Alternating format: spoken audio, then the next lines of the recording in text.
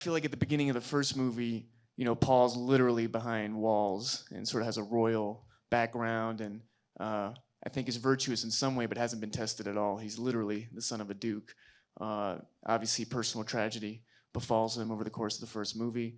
He finds himself on the run at the end of the first movie. Without giving too much away, even though everyone here saw the movie today, right? So spoilers have happened.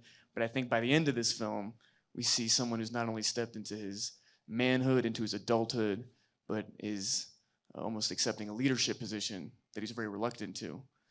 Is sort of wanting to embark on a different path with Chani, where he'd be taken as he was, and instead destiny calls him, and he can't refuse his destiny. There is a way that Denis, amongst all the glorious scope of the movie and the epicness, found these tender human moments that oftentimes were just done in what he calls glance passes, which is just like, hey, just look at each other, just look at each other from across the room, and that might be enough.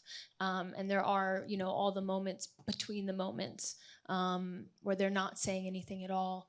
That helped us to build something strong. And I think we all felt like we had to earn this love story too. It wasn't something that was handed to us either, and so along with them fighting for it, we had to fight for it too.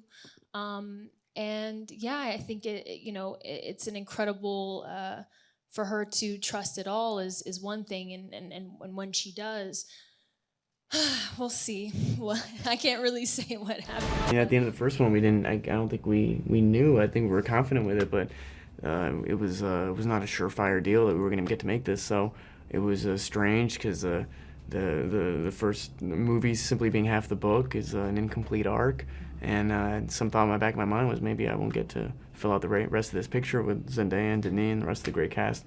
But we were fortunate to do it, and it was cool to put the still suit back on and be right back in Budapest, Abu Dhabi, Jordan. Feel like nothing had changed. Yeah, Wadi Room sounds amazing to have experienced twice now. Twice now, yeah. And this time I actually spent a night in the desert there overnight, which was amazing. What, in a tent? And they sort of have sort of permanent tent installations. Really? That's cool. They were amazing. That's awesome. Yeah. I mean, the first film was extraordinary. I was an enormous fan of the film before ever knowing that I could be a part of it. So that was such a great joy, and it was really taking on this character that was so different from anything that I'd done before, and although just possibility for play and for just unexpected things that I knew.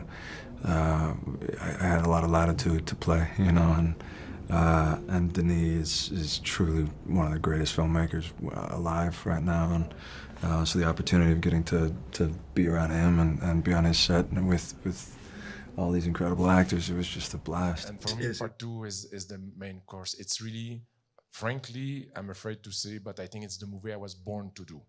It's a movie where I put absolutely every inch, every second of this movie is coming out of me, and voila. So it's like a movie. It's a movie that I wanted more muscular, more with more action. It's where Paul finally becomes a man, and this makes big decision in order to really avenge his father and follow his destiny, and maybe create chaos, or what is the right path. It's a tragedy.